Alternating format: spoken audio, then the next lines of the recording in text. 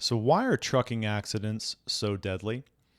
The most common answer is usually the size and the weight of the trucks. They're huge trucks, weigh a lot, have a lot of mass and force behind them when they get going. Another answer is driver fatigue or maybe user error, use of drugs, that sort of thing. One answer you may not have thought of is the actual design of the trucks themselves and the absence of safety measures like side guards and rear guards that could save lives. So there's a really interesting documentary by PBS Frontline, which we'll link to.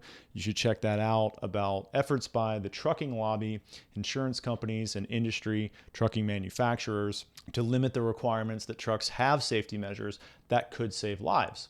And just to give you an idea, dozens of countries have sidecar requirements meant to protect pedestrians and cyclists.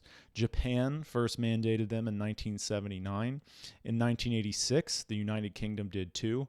2 years later, the United Nations adopted an international sideguard standard that was ratified by 43 countries, and the European Union, China, Peru, Brazil, and Australia have all passed regulations in the decades since. So the United States has been way behind on trucking regulations, trucking mandates for safety that could save lives. Now, one big reason for this is something called regulatory capture, and that is where the industry essentially colonizes the government agency that is supposed to be regulating it by putting people in power and getting them appointed who are completely favorable to the efforts of the lobbying industry that supports that business. So I encourage everyone to watch this documentary that PBS has put out on the trucking industry and how it could be a lot safer than it is, but it isn't because of lobbying efforts by the trucking industry, insurance companies, and trucking manufacturers.